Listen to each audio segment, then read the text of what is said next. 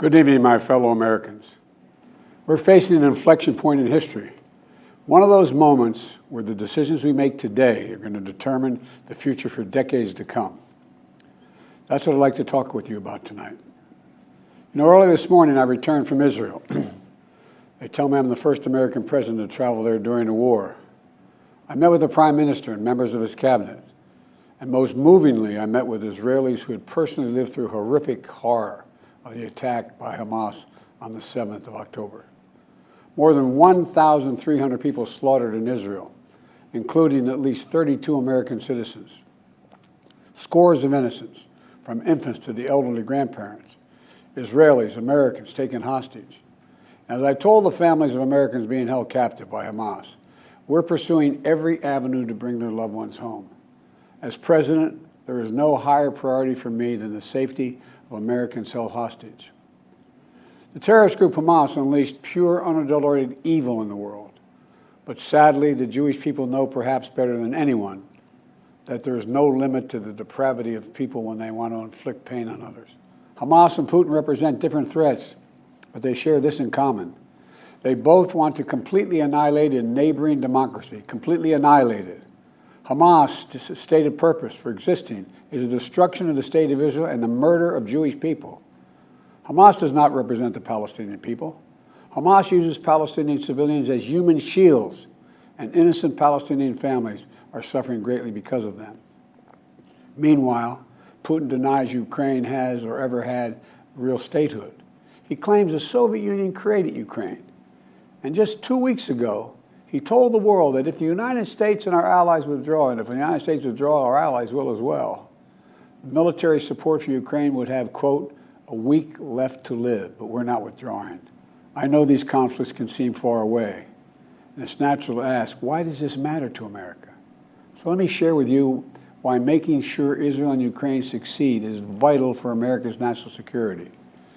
History has taught us that when terrorists don't pay a price for their terror, when dictators don't pay a price for their aggression, they cause more chaos and death and more destruction. They keep going, and the cost and the threats to America and the world keep rising. So if we don't stop Putin's appetite for power and control in Ukraine, he won't limit himself just to Ukraine. Make it clear, we do not seek to have American troops fighting in Russia or fighting against Russia. Beyond Europe, we know that our allies, and maybe most importantly our adversaries and competitors, are watching. They're watching our response in Ukraine as well.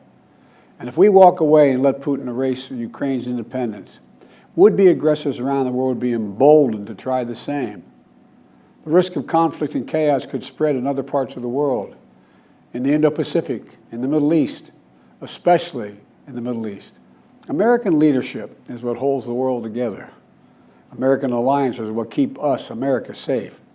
American values are what make us a partner that other nations want to work with.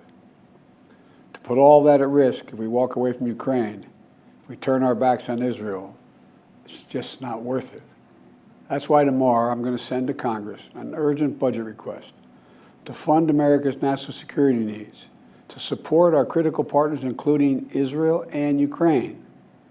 Is a smart investment that's going to pay dividends for American security for generations. Help us keep American troops out of harm's way. Help us build a world that is safer, more peaceful, more prosperous for our children and grandchildren. The risk of conflict and chaos could spread in other parts of the world, in the Indo-Pacific, in the Middle East, especially in the Middle East. Iran is supporting Russia in Ukraine, and it's supporting Hamas and other terrorist groups in the region. The United States and our partners across the region are working to build a better future for the Middle East. One where the Middle East is more stable, better connected to its neighbors, and through innovative projects like the India-Middle East-Europe Rail Corridor that I announced this year at the summit of the world's biggest economies. More predictable markets, more employment, less rage, less grievances, less war when connected. American leadership is what holds the world together. American alliances are what keep us, America, safe. American values are what make us a partner that other nations want to work with. To put all that at risk, if we walk away from Ukraine, if we turn our backs on Israel, it's just not worth it. That's why tomorrow I'm going to send to Congress an urgent budget request to fund America's national security needs, to support our critical partners, including Israel and Ukraine. It's a smart investment that's going to pay dividends for American security for generations. In Israel, we must make sure that they have what they need to protect their people today and always. The security package I'm sending to Congress and asking Congress to do is an unprecedented commitment to Israel's security that will sharpen Israel's qualitative military edge, which we've committed to, the qualitative military edge. We're going to make sure Iron Dome continues to guard the skies over Israel. We're going to make sure other hostile actors in the region know that Israel is stronger than ever and prevent this conflict from spreading. As I said in Israel, as hard as it is, we cannot give up on peace. We cannot give up on a two-state solution. Israel and Palestinians equally deserve to live in safety, dignity, and peace. You know, and here at home, we have to be honest with ourselves. In recent years, too much hate has given too much oxygen, fueling racism, the rise of anti-Semitism, and Islamic phobia, right here in America. It's also intensified in the wake of recent events that led to the horrific threats and attacks that both shock us and break our hearts. On October 7th, terror attacks have triggered deep scars and terrible memories in the Jewish community.